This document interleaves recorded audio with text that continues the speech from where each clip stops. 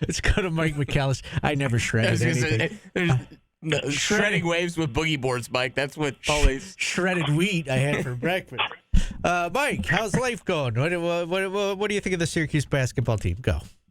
They're going to win the national championship, is what I think. Is that the right answer? Sure. Fair enough. Okay. Let's look at the game on Saturday before I jump into letting you talk on the Eagles. Now they're going to win the Super Bowl. Do you think it came down to toughness in the basketball game? Brett said they weren't tough enough. Not saying that they didn't give effort. Tough enough when it comes down to crunch time. Is that how you saw it? Yeah, I mean, a little bit. It seemed like, the first half, they were playing really good defense, and part of the issue was J.J. Starling was in foul trouble. And so when Pitt was struggling to score, Syracuse was also struggling to score. And it felt like that should have been a game that they were up 8 to 10 to 12 points at half because of how much Pittsburgh was struggling offensively. And the fact that they weren't because J.J. was on the bench and the offense, didn't really have a guy they could go to at that point. Then when Pitt made its run in the second half, it gave them a little bit of a cushion instead of catching them up and having it be kind of, nip and tuck or Syracuse with a slight lead down the stretch of the game. And so what ended up happening, I think it got to a point late in the game. Syracuse pressed a little bit, took a couple shots that maybe they shouldn't have. They missed a bunch of free throws, and they didn't get some offensive or some defensive rebounds and allowed Pittsburgh to have 2, 3, 4 shots at it. And it wasn't that there was a ton of offensive rebounds, but Pitt shot the ball so well in the second half that when they did get offensive rebounds, it just felt that much worse because it was like, they finally missed a shot, and then Syracuse couldn't get the ball in order to get the ball back into its offense with a chance to cut into the lead. And they just kind of couldn't really get there. So, yeah, I mean, toughness a little bit, some unfortunate bounces a little bit. Unfortunate to have J.J. Starling in foul trouble in the first half as well. But ultimately, it's almost kind of the tale of the season, right? They've been close a number of times, and just really only the Notre Dame game is really when they've been able to close it out. So, tough situation, but ultimately I think they showed a lot more than what they had in some of those recent games like Louisville and Clemson. It's Monday morning, so it's time to quarterback. What would you have done with JJ in the first half with the foul trouble? I mean, looking back on it, I'd say put him out there and risk having him pick up his third because obviously what happened didn't end up working out. But at the same time, you're almost in a lose-lose situation, right? Because if you put him out there and he picks up his third, now you're dumb for putting him out there when you should have had him on the bench and save him for the second half. If you don't put him out there and your team struggles offensively, which is what happened, now you're dumb because you didn't put your best offensive player out there. So it's a bad situation. Ultimately, you'd like JJ to not get into foul trouble, so you're not in that situation. But, it is what it is. I tend to, if I have a veteran in that situation, like I would consider JJ a veteran at this point, I would tend to trust him, especially when he's as important to Syracuse as he is. But every coach has their own philosophy. I'm not sure there's really a right answer. But, of course, with 20/20 hindsight, I'd say leave him out there. When you look at the teams that Syracuse has recently lost to, if it be, and I asked Red this after the game, and I understand you're going against the top guards in the conference, but, these guards aren't just going off for 17 points, 16 points. They're scoring 25, 24, 22. Like, why does SU have such a tough time when it comes to trying to defend, some of the top guards in the conference?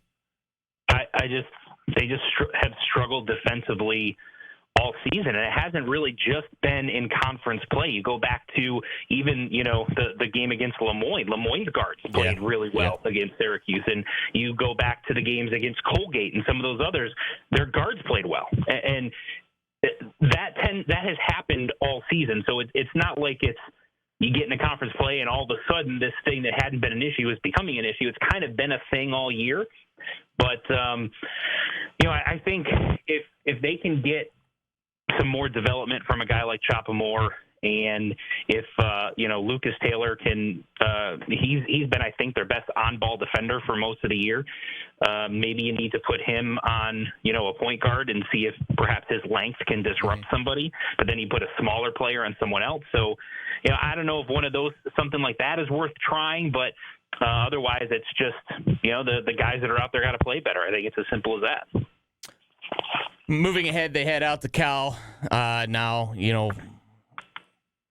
never easy. Hasn't been easy, not never easy, as Syracuse never played out there 2 consecutive games. But, what do you want to see out of this team as you get out there? Obviously, you want to see wins, but do you think this team is improving defensively?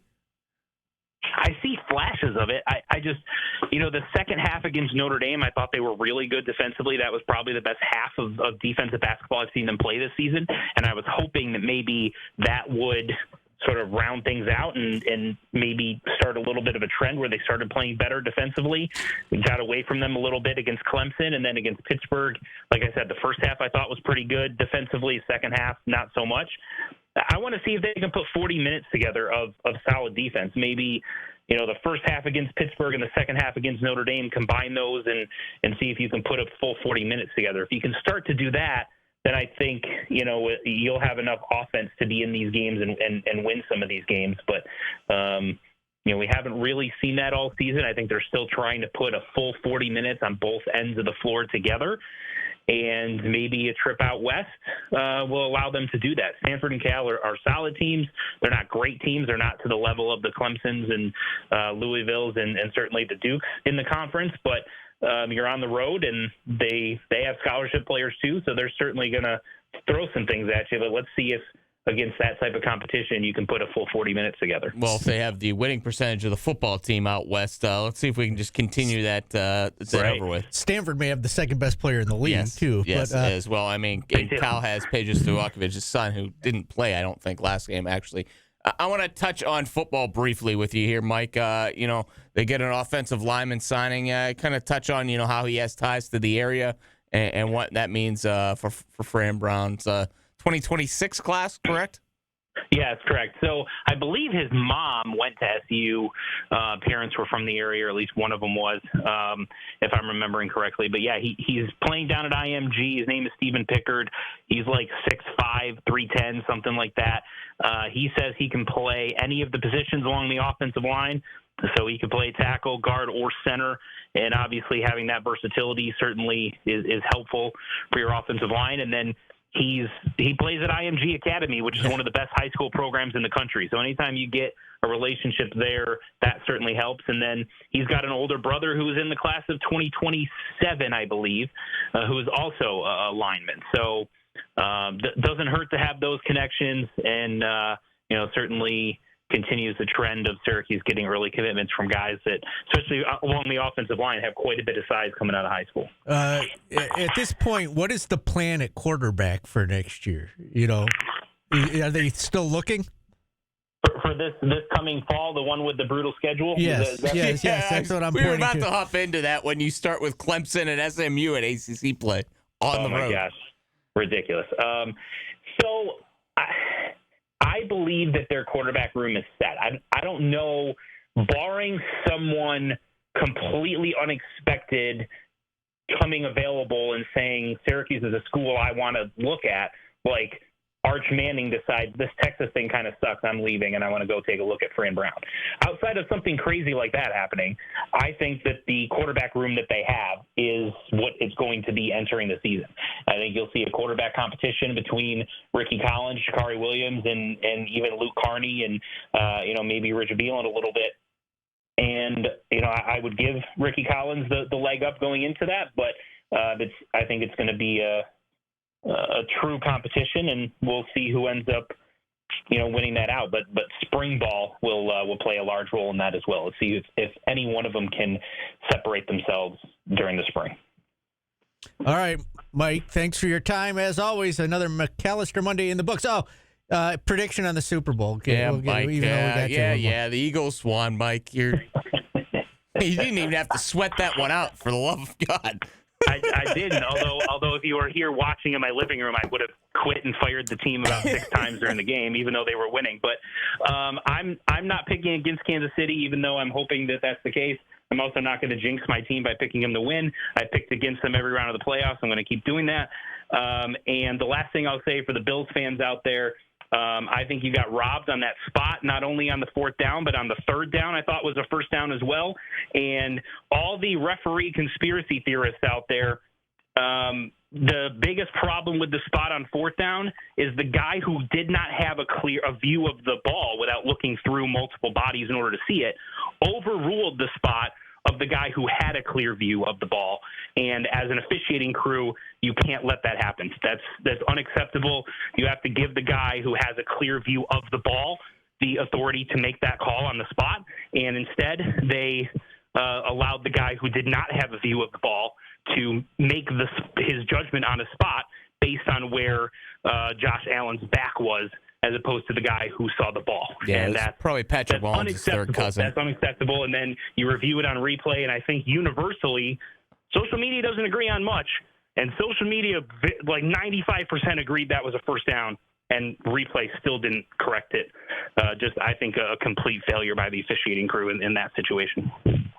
All right, Mike. I forgot that they had announced this Tennessee, Clemson, SMU to start Syracuse's football season next year. Throwing Colgate's in there and UConn in between, but yeah, it's. Oh yeah, because it's August, September. But those are the 3 that they've announced so far, right? So, man. All right, at least that's what they have on the Cuse.com website. The rest of the schedule will be announced later on tonight. So. Oh man. All right, Mike. Thanks. Thanks, Mike. There's another jab. See there? I told you it's jabs and body